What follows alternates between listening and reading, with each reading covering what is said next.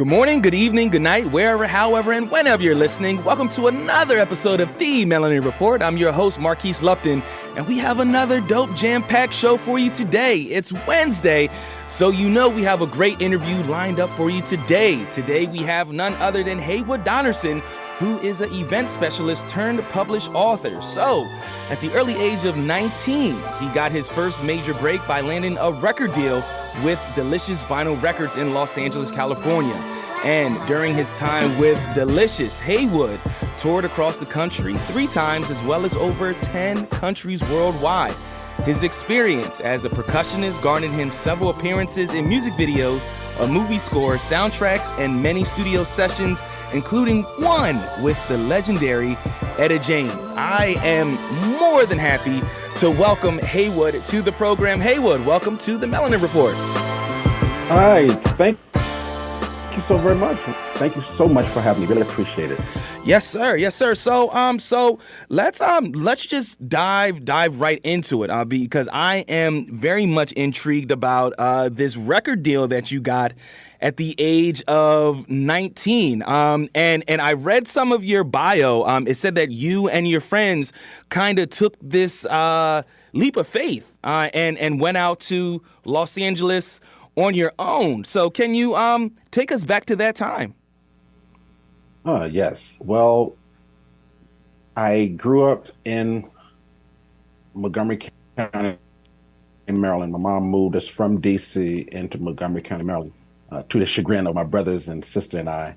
But I'm thankful that we did grow up in Montgomery County because it gave us a lot of opportunities that wasn't provided and afforded to our cousins and the rest of our families that continue to live in D.C. to this day. And I grew up kind of an awkward kid, laughed at, teased, so on and so forth. And I started playing percussion in a go-go band. I found my niche, and I started becoming popular in late high school. And then once it was time to get out of high school, I decided to leave high school and venture out to Los Angeles with my brother and some friends of ours. So we packed up our equipment and we drove 3,000 miles to Los Angeles. No plan or anything except for getting a record deal. That's all we was going to do, just get a record deal as a go-go band. So once we got to Los Angeles, we started playing on the beaches of Venice Beach so that we can get some money to be able to eat every day. And we were making too much noise, so the police kicked us off of Venice Beach. Wow. And we started driving around Hollywood and, setting up, playing in front of all the record companies. So as we were setting up to play for a record company, Delicious Vinyl Records, the intern chased us away and threatened to call the police. And we started running low on gas. And after driving around the block for a few times, we decided to just go back and start setting up, and hopefully, they'll like the music before they call the police.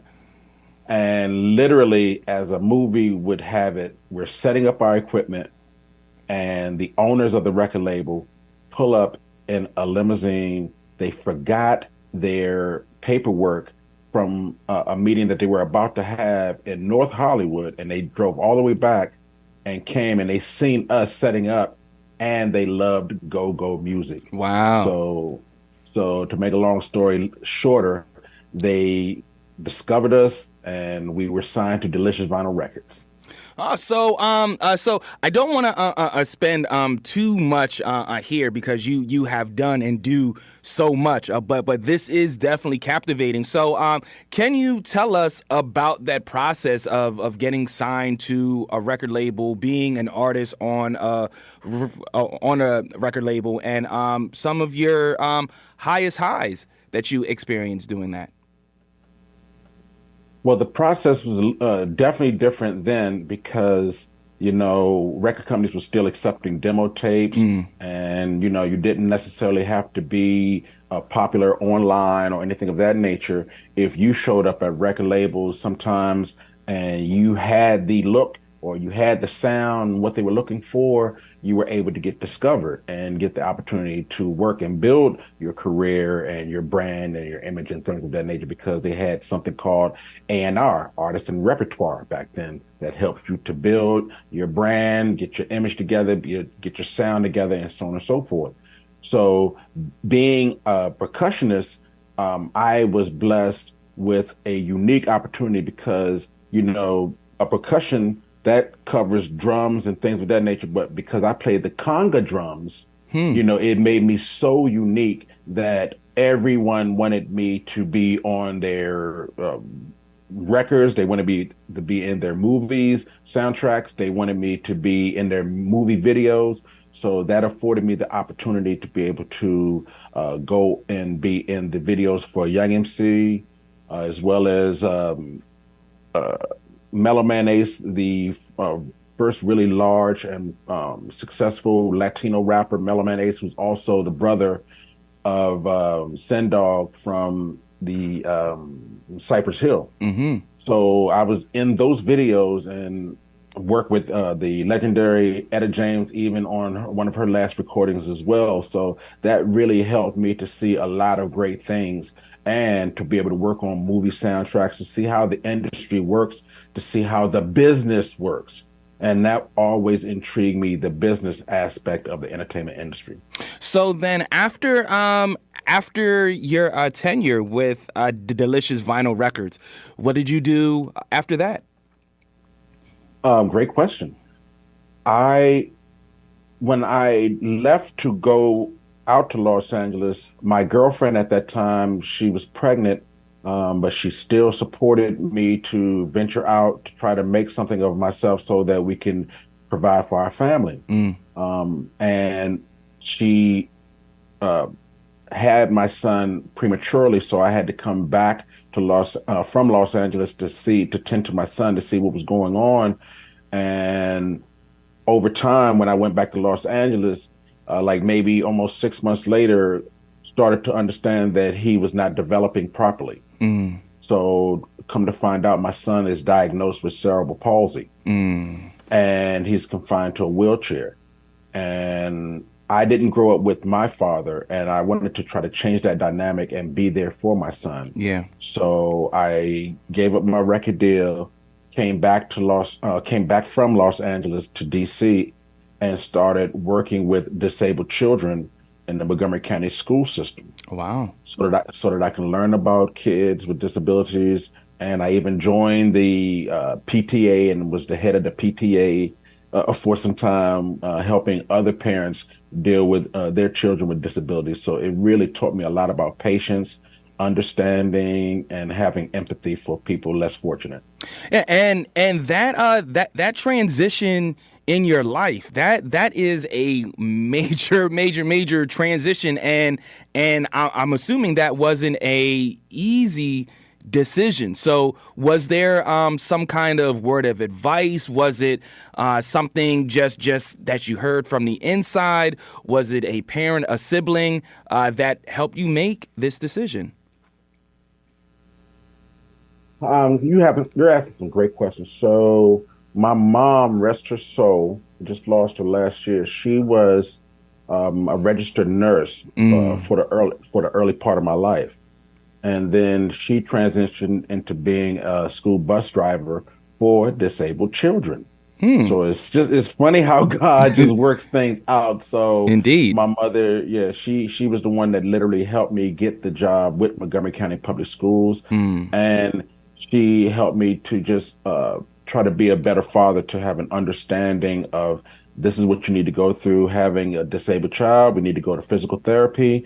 We need to go make sure that he has all of the braces, the equipment that he needs to be able to try to succeed in life. So my mom, she was very integral in my part in helping to guide me in my son's earlier years. And then upon your return to the DMV, what else did you get involved with then? Yeah, Marquis, you're asking some really good questions. Thank So you. with that being said, with that being said, I was working with in Montgomery County Public Schools, trying to find my way. I'm still a creative person. So I'm trying to say, okay, all right, if I come back here, what am I going to do? I still love the entertainment industry and so on and so forth. And I was provided an opportunity by a longtime friend of mine now. Her name is Sandy Cross. She was a marketing guru back in the 90s as well as now.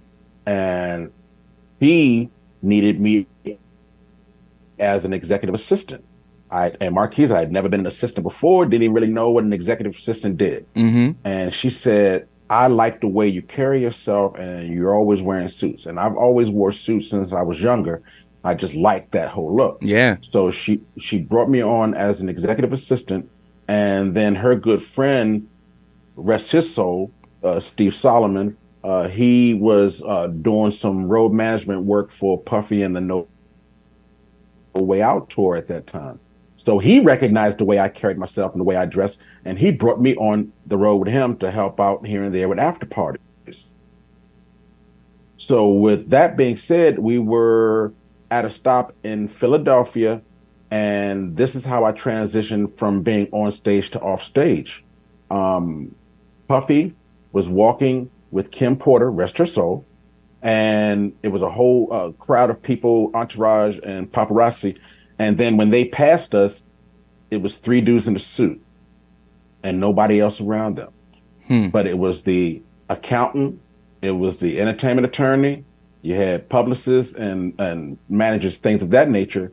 They were still going on the tour bus. They were still going to the after party. They still had all the access. But one thing that they didn't have to deal with was all the paparazzi and everything of that nature. Yeah. And it was an aha moment for me back then. I said, okay, that's what I want to do. I want to still be in the entertainment industry. I want to wear my suits and do business deals, but I still love the whole thing of the entertainment industry, the concerts, the sound, the feel, all of that as a musician. And I felt that I could be able to get those by being behind the scenes. And then one thing led to another, not to drag the story on, where I was taken on board by Miss Priscilla Clark as her executive assistant to be a publicist. So I literally learned how to write press releases, pitch interviews, and deal with crisis management from the ground up, helping this young lady build her company. Mm-hmm. And that's when I really said, okay, this is what I want to do. I want to do public relations because I've always watched news programs. I've always read a lot of thick books. I'm very good with history and politics. And I just felt that dealing with public relations, you still can deal with the entertainment industry, but you can also do public relations for Congress people and politicians and things of that nature and businesses, which I like to do to this day. Yeah. So it was such a great transition for me. All right, so let's fast forward to today and your book. Can you tell us a little bit about your book and the process it took in creating it? Well, the book is loosely based on my life to protect the guilty and the innocent. So I didn't want to put, because when I tell you, Marquis, the 80s and 90s, oh, they don't owe Haywood nothing. We good. We had a time. So with that being said, I know I have friends who are grandparents now, so I didn't want to embarrass them. Understood. So I just made it loosely based on my life. So I try to tell everyone, so describe your book. Since it's not fully on your life, it's not a biography, can you describe it? I tell everyone this. I say, if you can imagine a story like The Five Heartbeats, based back in the crack epidemic of the late 80s and early 90s of Washington, D.C., with the go-go music undertone. So that's really my story. And I'm the central character in the story, Go-Go Smacky, which was my stage name. And Go-Go Smacky is the central character in the book. So I've just changed up some names, I've changed up some circumstances and this, that, and the third. But a lot of the stories in the book are still true. And every time I've told people how I was discovered back in the day, because a lot of times people they see me in suits and they don't understand that I've had my life before I was wearing, suits full time. I was a musician. So I Mm. tell them how I was discovered, and I was always getting, well, why don't you write a book? Well, why don't you do a movie? Why don't you do this, that, and the third? And I just kept trying to figure out, how do I do this? How do I do this? So in 2020, a mutual friend introduced me to my co-author, Marvin Bryson, who is a great author, and he's also worked in production on major television shows like Law and Order, among others. So I was talking to him about a movie, but then the more I started telling him stories and things of that nature, he said, "No, this would be best to do it in a book because we have a lot of topics to cover." So with that being said, the more I started to have meetings with him in during the pandemic, we Mm-hmm. were on Zoom, and he was asking me questions, and I would go home every week, and I would have to write out different situations on what happened when this went on, and so on and so forth. And we started putting the pieces together for my book. And then tragedy struck in 2022 when my mom, she was hospitalized, and then she passed on Mm. not long after that. And then, to be honest with you, Marquise, I didn't know where I was going or what I was going to do. I've always been busy, working a lot, serving everyone else, and I was just trying to figure out, where do I go from here? And I got to give big props to my wife. And my wife, Monica, really encouraged me to stay focused and Mm. reminded me that, my mom would want me to complete this book. And when anyone purchases the book, you'll see there's a dedication to my mom and my son at the beginning of the book because of what they mean to me. So that was the process on really how to get it from manuscript to finally getting it published, and having a lot of hiccups, Mm. and bumping my head on the ground, and all those types of things, but still just pressing through, pressing through. That's why I named the book Turning Tragedy into Triumph Along the Way, because all the things that have hit me and that I've endured, I've continued to try to press through, not blame anyone, including myself, and Mm. just trying to find the silver lining in every situation. I love that. Press through and not blame anyone. I absolutely love that. So, the novel addresses the idea of redefining what making it truly means. So, how does Marcus's perspective on success evolve throughout the story? Well, you have to understand, like Marcus, as well as myself, had to think about things where we were like, okay, success means selling a lot of records, going on tour, performing for tens of thousands, if not millions of people, being very wealthy, being very known throughout the world and your community. That was success in my eyes. Mm. But then I learned over time that success is really, if Marquise, if you wake up in the morning and you can, excuse my language, if you can scratch your ass, roll over, and go paint a picture in the corner, and all your bills are paid and you're taken care of, you're good to go. That's success to me. Yeah.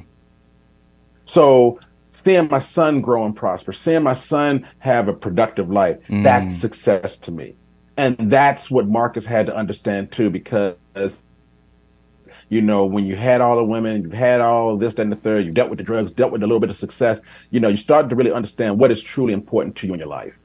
Yeah, yeah, and we also see in this book Marcus's evolution from a child of a divorce to a successful musician. So, can you share some insights into how you approach depicting this transformation in your writing? I just took from my own life because I was raised with by a single mom with my siblings, and we had to go through so many ups and downs, as a lot of youth that are raised with single parents have to understand, or excuse me, not have to understand, but have to go through and deal with. So with that being said, my mom's watching my mom's struggles and seeing how she persevered and was still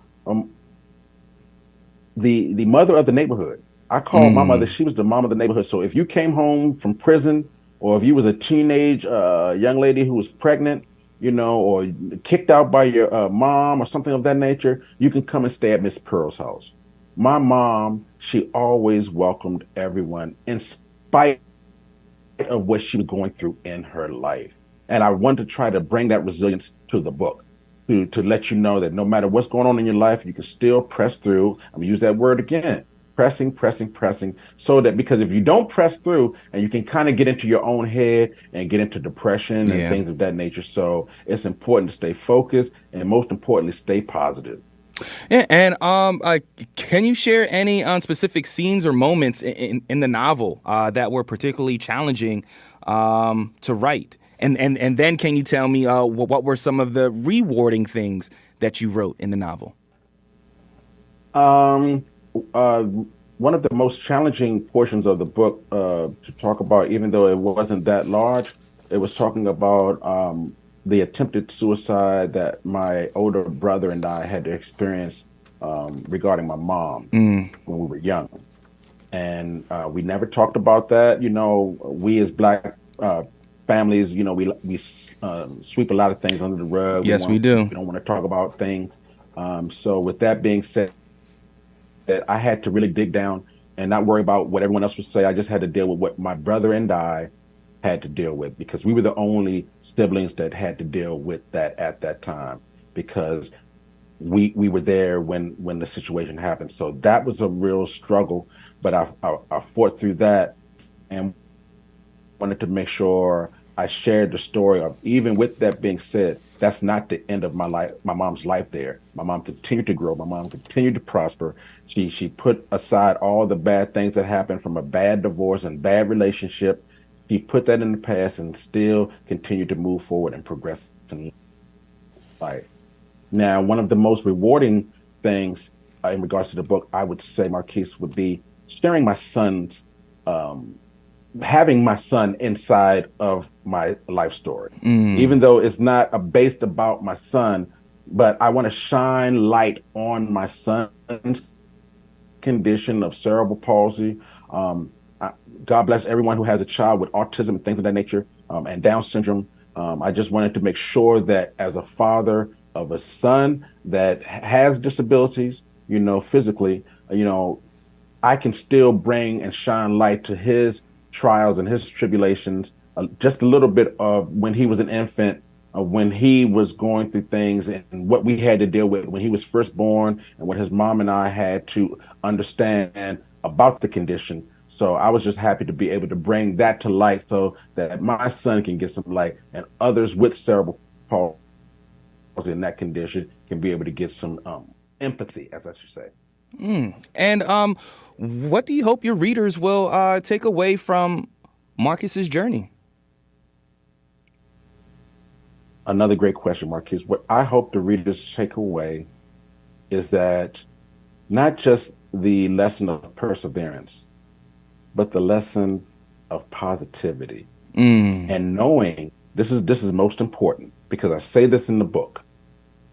This book is dedicated to everyone who works behind the scenes, no Mm. matter whether it's the entertainment industry or whether it's in politics or whether it's in big business. Behind the scenes, all the administrators and everyone like that, moving the paperwork, all those things, you're very vital to the overall production of anything in life and in this Yes. world. So I want readers to understand if you're working behind the scenes and you don't get the accolades that you deserve, please understand that Haywood Donerson really appreciates you and I see you and I understand what you're going through. Oh man, I love that. So before I get into my final question, where can folks purchase the book? Yes, you can be able to purchase it right now at my own website. That is HD3 Global. That's H is in Haywood, D is in dog, the number three, global, GLOBAL.com, as well as you can pick it up on Amazon as well. and we will have those links available in our comment section. Can you share any future projects or works that you have in the pipeline right now, and how they might relate to the themes explored in your novel? Another good question, Marquis. My next book is something that I'm really excited to really get busy on and finish up within this next year. It's going to be on Generation X.